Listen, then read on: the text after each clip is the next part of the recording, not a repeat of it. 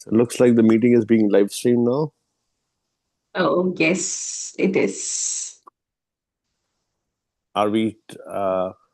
Okay, so I was saying, uh, again, my name is Arun. We have Bhavika with us, who is a presenter for today. The interesting part is a lot of people they think of they think of seminars as or any classes that you do. For example, people join Power BI classes, people join data engineering classes, people join cloud computing classes with Aradhya, people join classes with Rashika, and so on and so forth.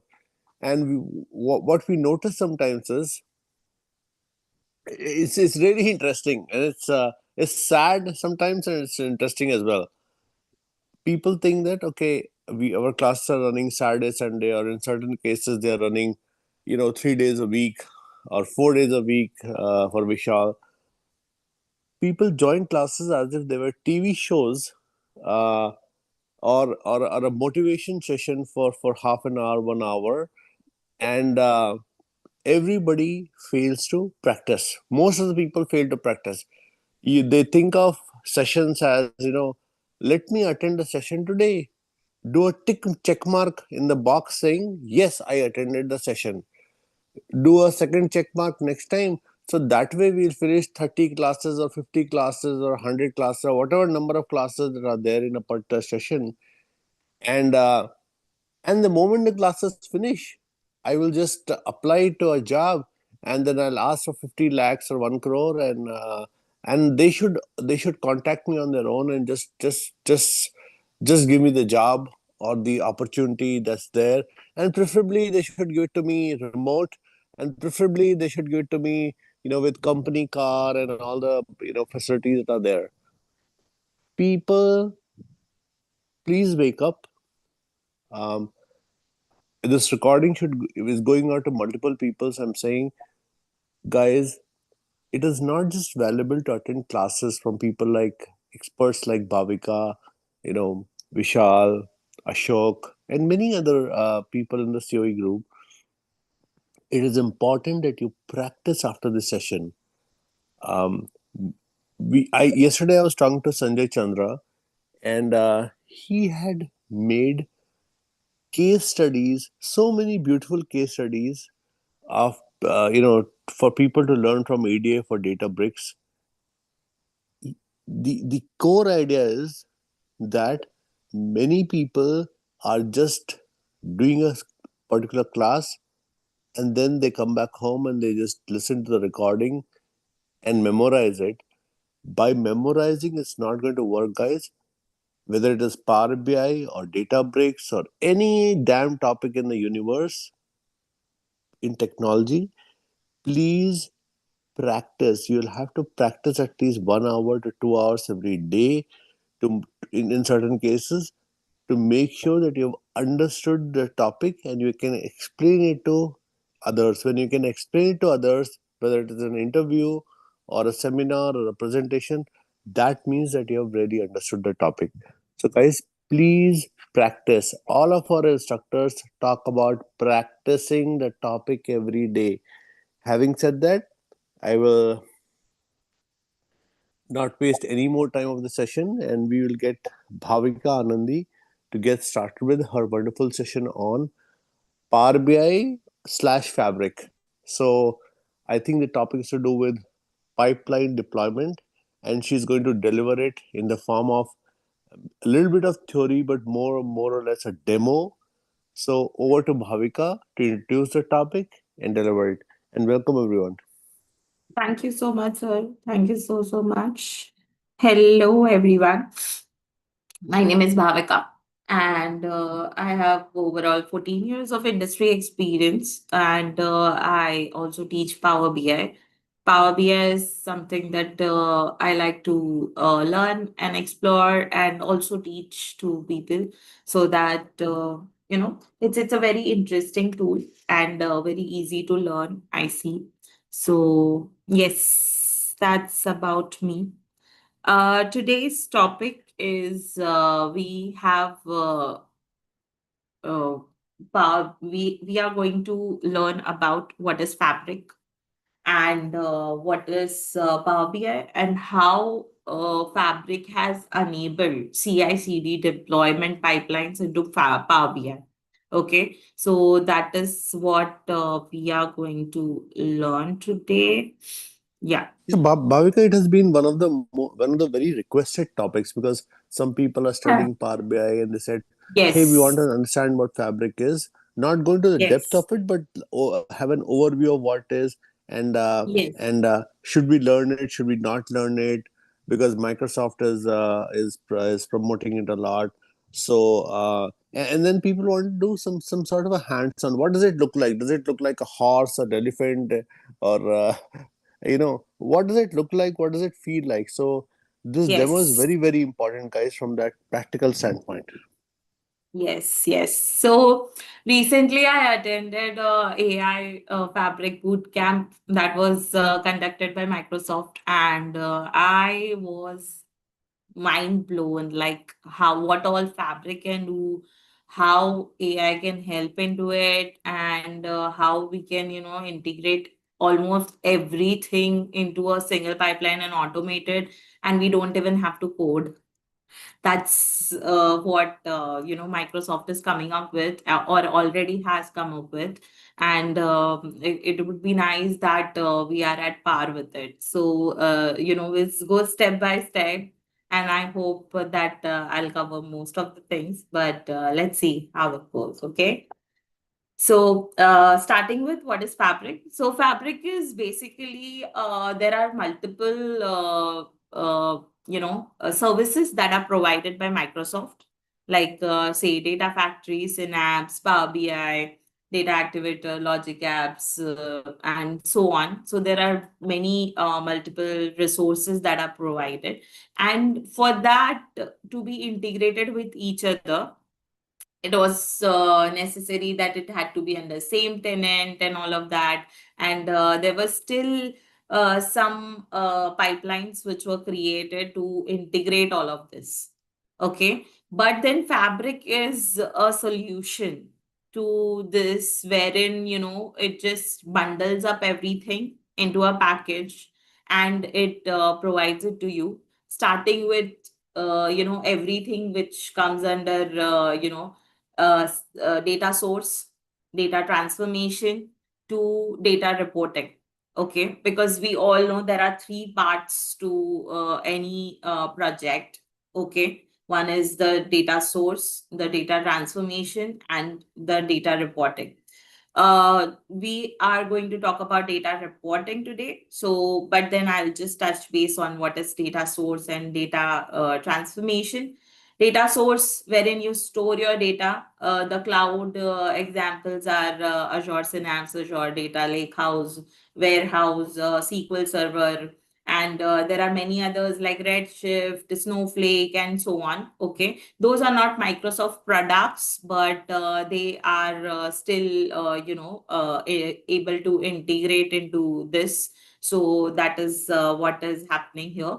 And the data transformation part, that is done using Data Factory, that is Azure Data Factory, and wherein we transform the data, we create our facts, dimensions, and the reporting procedures, or run through it, what is the sequence of running, monitoring, and so on. For those who have used Data Factory and the ecosystem of Azure, they know what is Azure DevOps, right? And I'm sure everyone is familiar with the term DevOps, but they don't know what it is. So DevOps, it is something which enables your continuous integration and continuous deployment pipelines. Okay. So CI/CD, that is what is continuous integration and continuous deployment. Uh, Continuous integration and deployment includes your deployment cycles across various environments. Why various environments are needed as an organization? Okay. First thing is that we require various different environments, so that we can develop in one environment. test in one environment, and push the data to production to be ready to use for users in another environment. Okay, and those are the names and by which most of the organization follow this: dev, test, and prod. Now, what happens? Why we have the other two extra environments apart from prod? So prod is an environment which is your live environment, and it would be more optimized and all of that, and it would be used by users 24/7. Suppose if your project is live and people are using it, can you go and change, add a column, remove a column? It will create chaos if you do it on production live, right? So, which is why there are other two environments, development and test. Okay, wherein once you develop the, your particular feature, maybe adding a column, maybe creating a new procedure, creating a new fact, creating a new dimension, deploying a new Azure service, deploying a new logic app or something. This particular development that you have done needs to be tested by the users first or the stakeholders, and then only it is supposed to go into the production, and we have to check each and every aspect, because in a real time scenario your project is like a huge vast project with various resources and various resources being used, be it database, be it logic apps, be it Power BI, be it Synapse, be it logic, runtime books or Databricks or anything. So this can be a huge integration and data engineering project that we might have, or rather we most of the time have. Okay, it's a very huge solution, and to disturb or to introduce something, there is a protocol to introduce something into it. It's not like you just go and make the changes and everything will work fine. No, it's not like that. There has to be a protocol that, okay, if I add this particular feature, then how it will work across the whole unified solution. Okay, if it is not uh, compatible, then that is where we start facing issues, right? But Fabric allows you to make this task more easier. The DevOps is a part wherein you can deploy your all the other artifacts, SQL, ADF, then your maybe logic app, Databricks, notebooks, and so on. Okay, so these are all things that are integrated and are helped to deploy by using Azure DevOps. Okay, but then what about Power BI? Okay, Power BI was an individual entity which was created only for reporting. It was not an ecosystem before, right? But what Fabric has enabled is it has enabled all the Power BI features into Power BI service now, and it has created it as its own ecosystem. It has its own ecosystem now. Okay, so starting from one lake or data flows or deployment pipelines. These are new features that are integrated into Power BI. I'm sure everyone is familiar with Power BI. It connects to various data sources and we create dashboards, and we enable the data driven decisions that the stakeholders or management wants to take in, right? The components are desktop, service, mobile, and report server. Okay, how Power BI and Fabric are gelled with each other now. So OneLake is a storage system wherein all the data sets are stored, okay, and it makes sure that there is no duplication. What happens right now in Power BI? Let's just try and see what is Power BI. So this is your Power BI service, okay, and there are various workspaces and so on, okay. So if at all in my workspace I have this report and I create a new workspace, it and I deploy the same report, this particular semantic model will be repeated, right? And that is what is happening right now. But if at all we store this semantic model in one lake catalog, okay, here, then it makes sure that we have this particular semantic model only once and it is not repeated.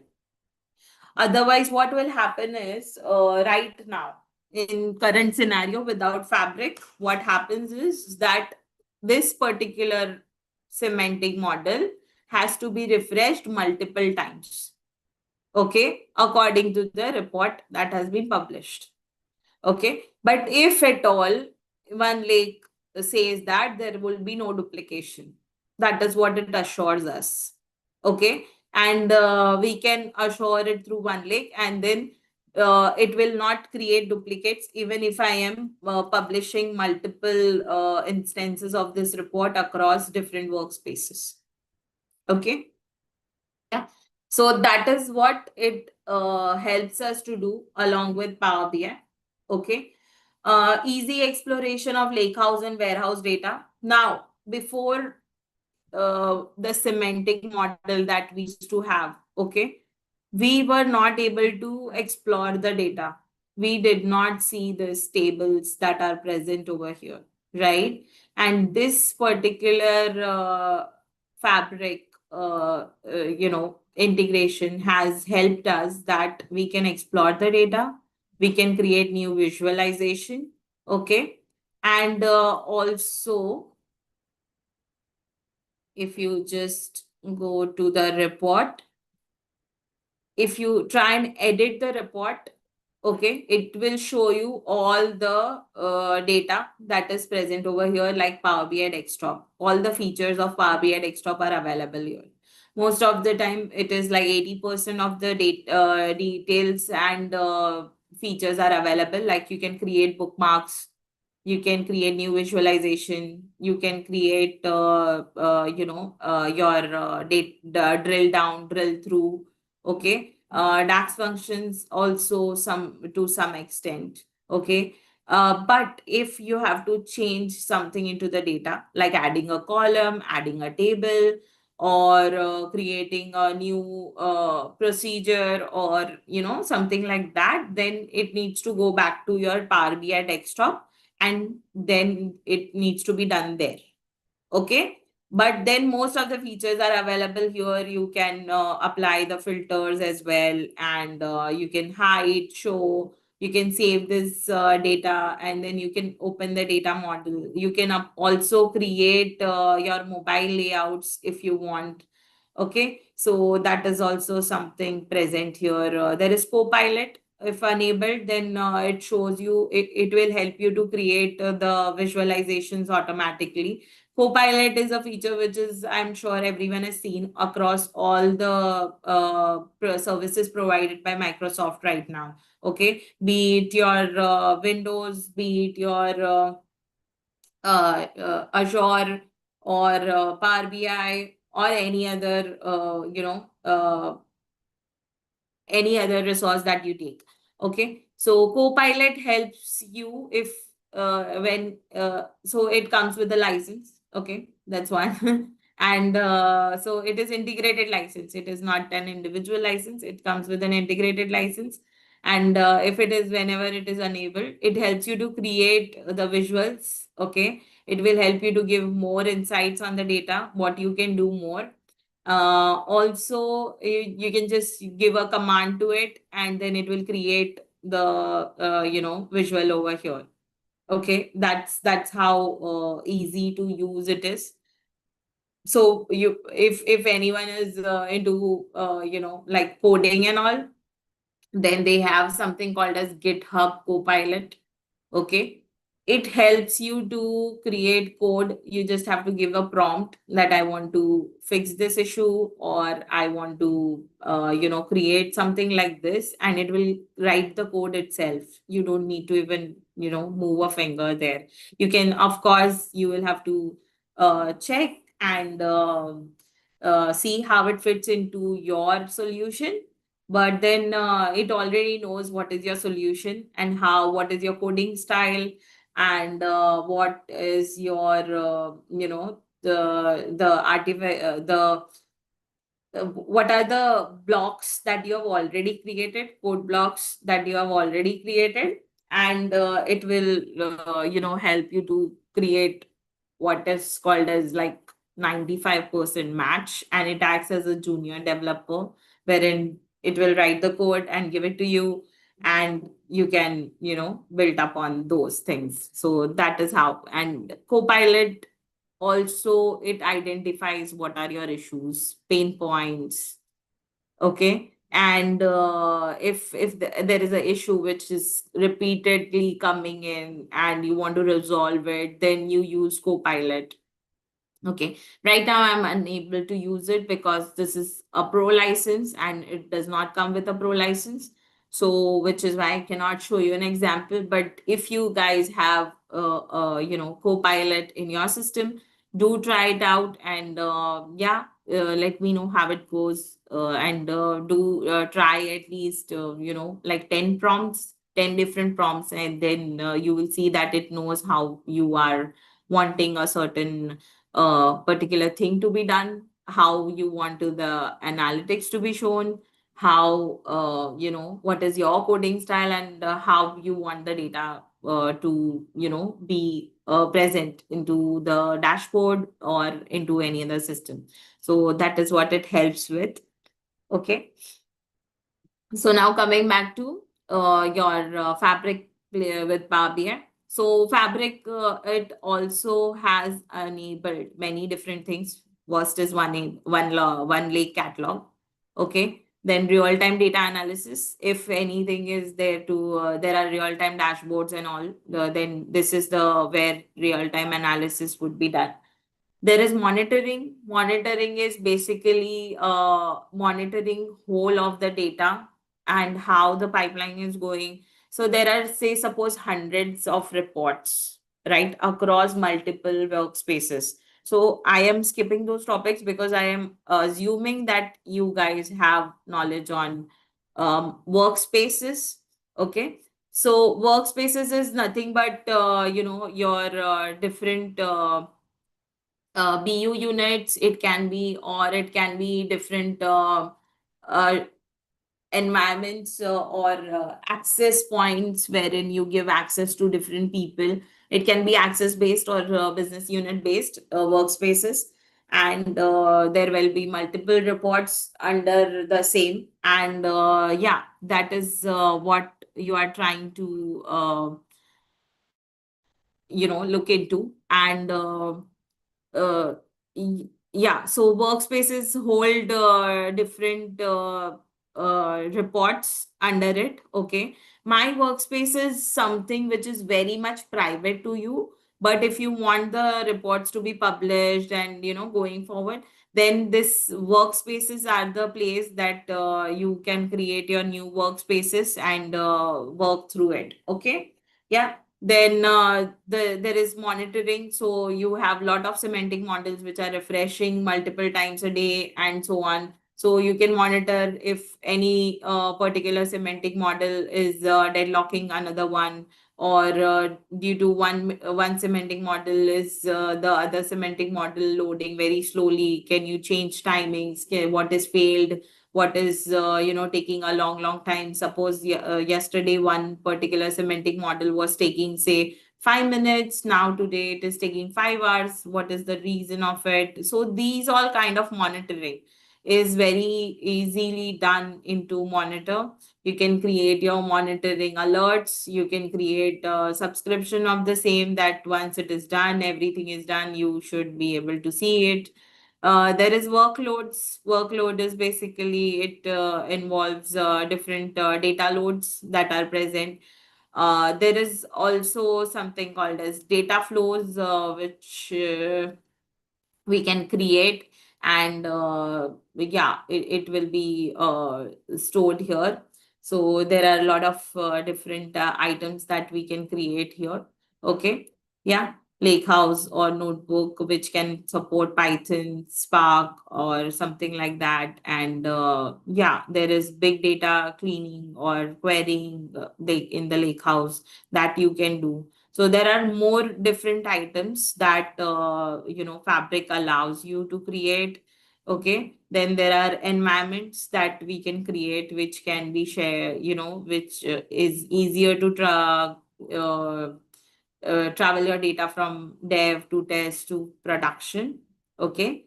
Then there is data pipelines here. Data pipelines are something which is similar to your Azure Data Factory. You can either call in your data factory pipeline, or you can create your own pipeline and schedule the data flow here. Okay. So that is what you can do here. And then there are variables which can be, global across all the workspaces, or to a particular workspace, and you can handle your row level securities using that. So that is also done. Mirroring database. So mirroring is your replication. Replication and mirroring are same. So you can replicate your data from your database, any database, and push it here. Okay. So these are some new Fabric related features that are added. You can create a warehouse. You can create a machine language model. Okay. A Python notebook which does, I don't know what, data agents across all the uh, across all the resources. So data agent has a special what do you say, it has a special privileges and permissions. So it is kind of a code which can browse across all the workspaces, because it can be connected to the copilot. And once it is connected to the copilot, wherever you will be using this copilot, this data agent will be available, and you can use it across all different resource groups. So that is what is data agent used for. You can mirror Snowflake, Databricks, Azure SQL database, and so on. So there are different replications that you can put into place here. Okay. And this particular applications will be stored here on Power BI Cloud. Okay. So that your original data does not get disturbed. Why this replication is needed? Because if you know what is a traditional data warehouse, okay, so in that we replicate the reporting data warehouse, right? We create a duplicate of your production environment and push the data into a reporting server, right? And when we push the data into the reporting server, we create reports only from that report server. So anything that needs to be newly added or changed, that would be changed on reporting server related to reports. Okay, only as so what it does is it filters out the data, your all facts and dimension, and it says, okay, I want only this particular data for my report, and I will only bring in this much. Okay, so it can be like 10% or 20% or say 50% of your whole database data or data warehouse that you will be taking to the report server, because that is only what is important that your stakeholders want to see, right? But then now here what Power BI and Fabric are saying, that you can skip this step altogether. From your data warehouse, you can directly mirror your data warehouse into the Power BI cloud, and this will hold up the space of that particular data, and you can create reports based on that. Okay, so that is what the idea behind it is. Okay, and maybe it might be more it might be more robust going henceforth. Okay, because mirroring is this is in nascent stage, and it mirrors like most of the everything or the tables that you provide. but then to change procedures or to create some different kind of use or to make joins, to make relationships, this everything is allowed in here. Okay, or if not, then you can use warehouse, wherein you can bring in your dimensions and facts, and you can connect it using your relationships and everything here in warehouse. So that is what is fabric is used for. This is a very amazing thing that we are all together have to skip one server, because of course Power BI license would include everything hence going forward. So yes, along with fabric, of course. Yeah, then you can connect different databases, and there are different ready-made solutions if you are into some one of these industries, like sustainability, retail, or healthcare. Yes, and then there is KQL, which is something very new, not really new, but then it is something which is very much useful when you are using Fabric for monitoring purposes. So it allows you to uh, query on the monitor or the features that are provided on the cloud. Okay, so that is what is KQL. It is more or less similar to SQL, so not a big stress on it. And these are something that real time, you can create real time dashboards. You can use how to monitor dashboards. What happens if a number goes up? What happens if a number goes down? You can create alerts. You can create trigger actions. Okay, so those are certain things that you can do on Fabric. Okay, so let's now dive into our workspace and see how we can create a deployment pipeline. Okay, so firstly, for deployment pipelines, you go to workspaces and then create deployment pipelines. But for that deployment pipeline, you will need workspace. Okay, so you need to have like three different workspaces. So workspaces dev. Okay, and I'll just say apply. Okay, so this is your dev workspace. Then I'll create one more. So I'll just have two. Sorry, I just went to deployment pipeline.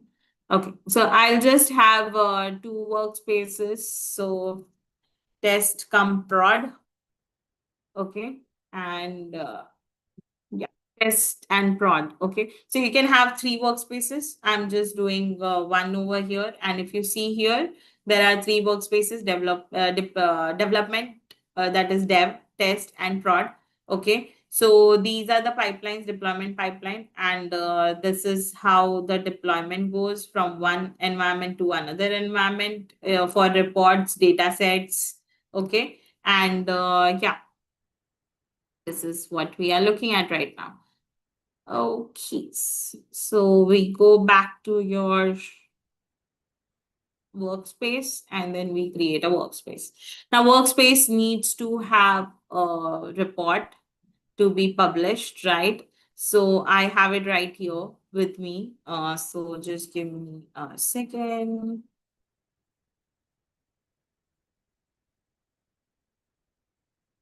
to log in. Okay, it's just acting up. Okay. Ah, firstly, I'll just save it. And then let's see if it just pushes the publish. No, it does not.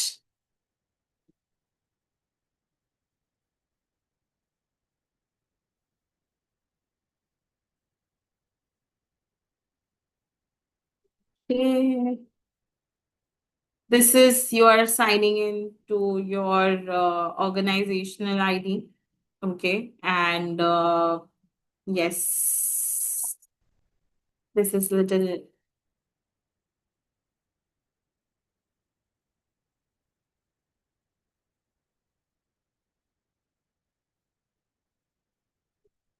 Let me authenticate it.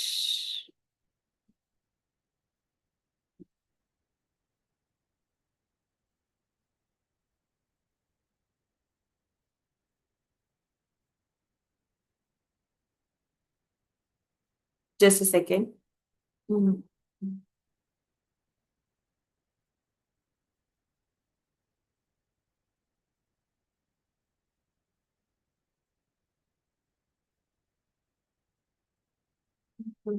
Sorry about that. This, yeah. Okay. So now when we click on publish, it shows you where you want to publish it. So we have two new workspaces, development and test and prod. So we'll publish our data into development. Okay. Considering this is a development connection. Okay. In ideal scenario, instead of having direct connection in here, we will have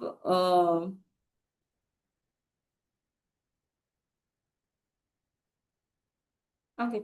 So it is not able to connect to the semantic model because we already have the semantic model over here, right?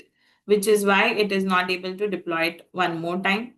Okay, so it did deploy it, but maybe it is not able to refresh or something. So which is why it throwed a tantrum there. But then, okay, so development is the first considering in real time scenario, you will create variables, okay, which say that this particular development will have only development connection to the server, okay. Right now, I have only one connection, which is my local, okay, and which is where I'm working with. So now, once we have this on development, okay, there is an option called as migrate. You can migrate it into a data model or a deep pack file. Okay. And that is when you want to migrate this into one lake catalog. That is what you can do. Now, once we have this, we create deployment pipeline. Okay, we have two environments. First is our dev test, and second is our test prod. Okay, and now we are creating a new pipeline. So let's name the pipeline as uh, deployment. Okay, deployment Power BI. And then next. So this is development, this is test, and this is production. Now you put in edit this development environment and then create and continue. Okay. So now once you have created and continued, you have this assign the workspace to it. Okay. So it is showing test and prod on development. So we will just put test and prod here and then again test and prod here. Okay. This has by default, it just creates everything for you. It and you just have to tweak in some details. So that's what you do here. This one is see if it can find dev and assign it to dev. For some reason, it won't budget. Okay.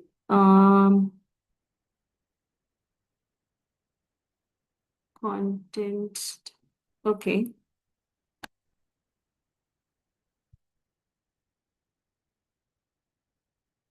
So it is not allowing me to create. Let me just create one more workspace wherein we don't have any item.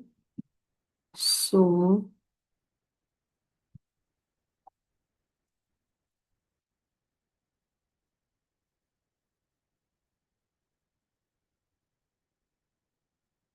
and we go back here, let's see. Okay, yeah, it does not want anything to be published at the first. So yes. So now we have our assignments. Okay, firstly is dev. Okay, then the second is test and prod, and then you click on a check besides it. Okay, and then we don't need production. So we will just remove it. Okay. So we can just hide it and maybe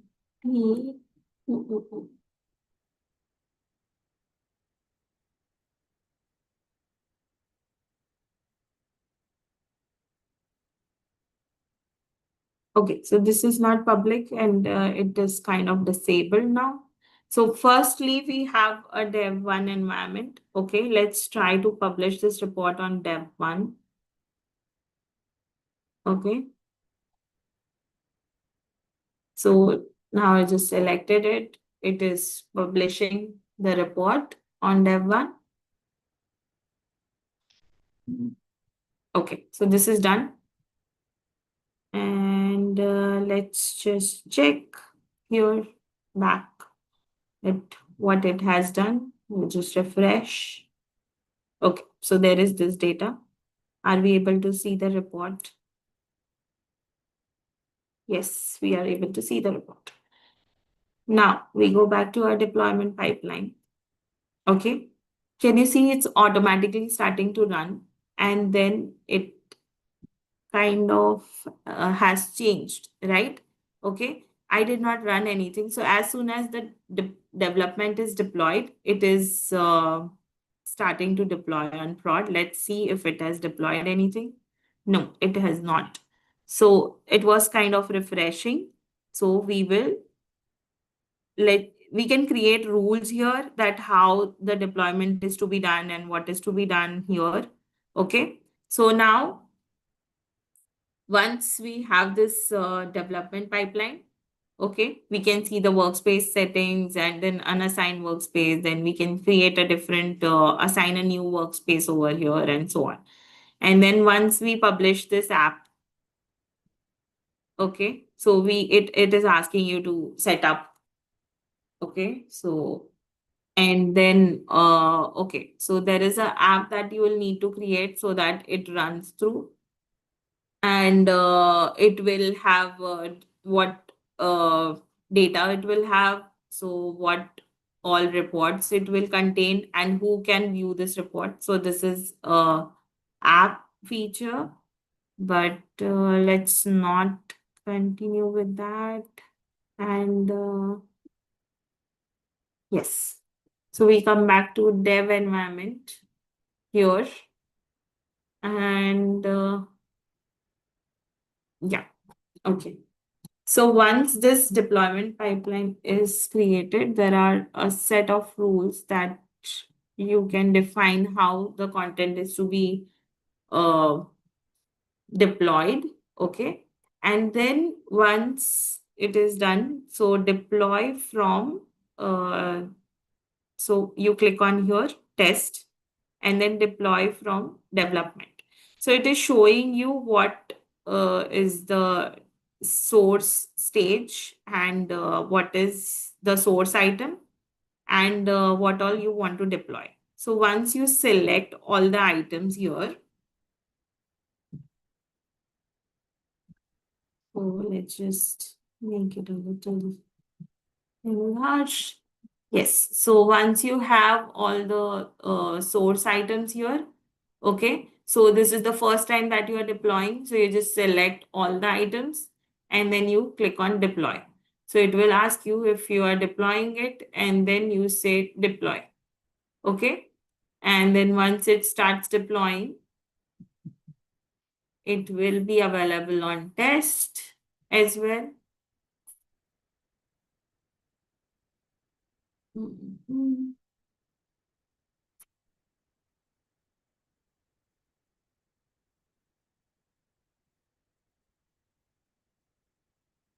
Okay, so now it is same as source. So whenever, let's just check our test fraud environment. Yes, it did publish the report and we are able to see it. Yes, we are able to see it. Nice. Voila. The this is not visible correctly because what it is assuming is test and fraud semantic model to be different with different settings. So, which is why, like I said, that this particular semantic model would need, to go to settings and then change the gateway, okay, and change the contact and data source information. So it will change from this to something else, and then you will be able to view the report. Okay. But right now you can still try to view this. Okay. And let's just again view the test prod and check if it is viewing up. So if it had three environments different, then it would have changed it. But right now it is not visible because I think the connection to it is not correct because it requires a test connection. So, which is why this is not working up.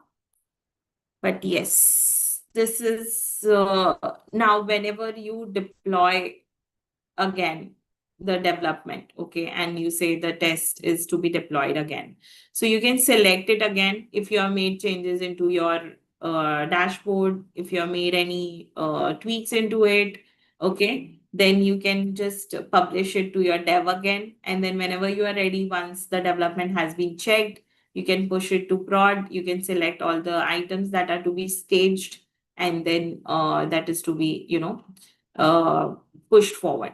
There is a option to do select related. So if the semantic models are related, or if any report has a different semantic model which we forgot to select or something, because since it is on selection basis, so you can do it one by one. It is not necessary that you deploy everything all at the same time. So if suppose there are 10 reports and you have changed only in one report, so, and you figure out what are the changes that you have done. If the changes are only related to the report level, then you can just publish the report.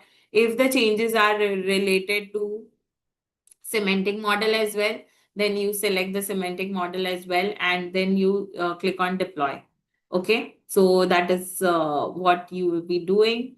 Also, you can check what is the deployment history, that how many times who has deployed, and who has made the changes to what. This plus two will show you what items were deployed.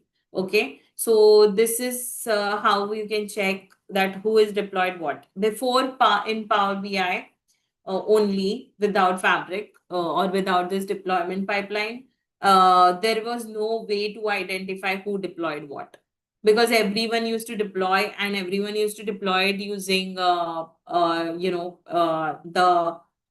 service credentials, you say, or admin credentials, and no one would know who has deployed what, and what changes were made. There was no way of tracking the changes as well.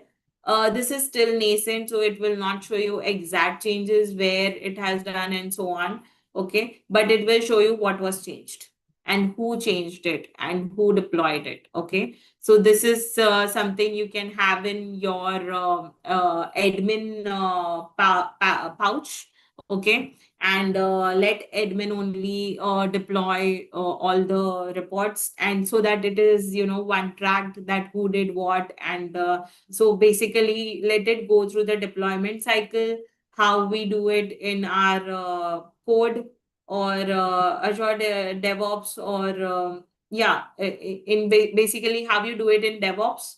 You just let it go through like that, raise a, have the documentations, what is being changed, what is being deployed, and so on and so forth.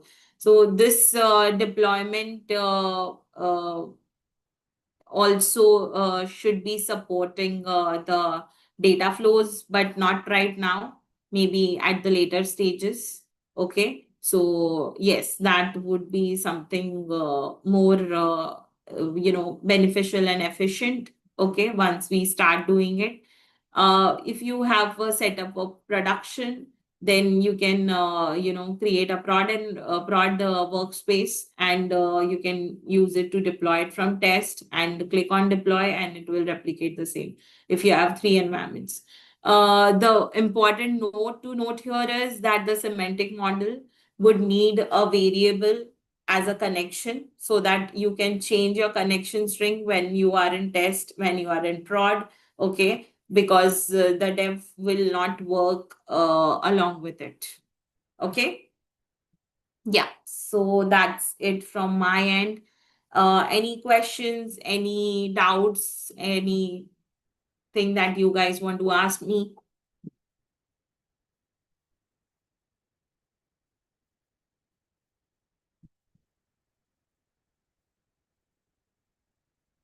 Okay, nothing. Yeah, that's all from my end then. Thank you so much, everyone, for joining in. Bhavika, I just had one question. Sorry. Yes, yes, please. Uh, so to change the connection, I think you talked about the connection string right from dev to Yes. test. So that we need to do manually, right? Every time when we get. No, it is like automated. So the semantic model that the first time you publish, okay, Oh, it will be different. But then that is what I'm talking about, that we use variables. Are you aware of parameters yeah, yeah, in I do. Power BI? Yeah, I do. Yeah. So those can help you to create different, this thing, connection strings. So when you create parameters, you can create dev, test, prod, and then you can switch between them. And then when you publish the report, you know which parameter to use and how to use it, right? Okay, okay, got it, got it. Yeah, in traditional scenario as well, when we did not had this deployment pipeline, I'm sure the data source settings were always stored in variables or parameters, and then we change it while we are on the Power BI service. Okay, using Okay. parameters, Yeah, using using parameters. parameters or using variables, or if not, then you can just create three different environments. Like we have the semantic model, okay, and there is this gateway that I have created, Okay. right? Uh-huh. Okay. So Yes. once you create the gateway, you have this data sources thing here, that which particular gateway to be used and which particular data source to be used. Okay. So Okay. my the connections are there over here, okay, and then there is this connection, okay. So you can create multiple connections, like this one is for dev, this then another one for test, and so on, and then connect it to the gateway that is present, okay. So right now I've connected to the gateway that is present for my premises only. Got it, got it. Thank you so much. Okay, yeah. So there are two, three ways that you can do it. So yes, Thanks. yeah, most right. Bhavika, Anything else? thank you for doing this, Bhavika. I think the whole idea is, even if it inspires one person out of the people who are watching the recording later on, who are present today, even if it inspires one person, then we have done a good job. I Yes, really hope that people will start, exploring and practicing and learning from these kind of sessions that are aimed to you know help people. thank you Yeah, so this much, is sir. Sunny. I really appreciate the time as well as effort taken by the trainer as well as for Arun also. I am really thanking you. I'm keep on watching this, and I have only one doubt, madam. Is Yes, that possible to connect a mainframe as a data source here and extract the report? yes, because the data gateway is involved, so you can use any kind of source. Oh, okay. Okay, because Yeah, I'm able to see only a skill server there. So as yeah, a data source, well, it's a different server altogether. Okay, because that is a closed end. This is an open end. Okay, so I don't know how to connect this with the mainframe and extract the data from the mainframe server to this one. From there, I can go for a report collection and I can share this in a BI. So I'm not sure right. how to do it, but anyhow, I'll do a practical as Arun explained earlier that we need to do a practical thing. So I'll try to do a practical and I'll let you know, ma'am. Thank you. Yeah, sure, sure. Thank you so much, Sunny. But I'm sure that data gateways would help even in mainframe. Okay. Okay. And if not, then you can create a data flow, or you can create a data warehouse which is compatible to one lake or something, and then you Mhm. can move forward with that as well. if at Okay. all it's a feasible option, because mainframes are supposed to be OLTPs, I guess. Yeah. Thank you, Anandi. Yeah. Thank you so Thank much. you. Thank you. All right.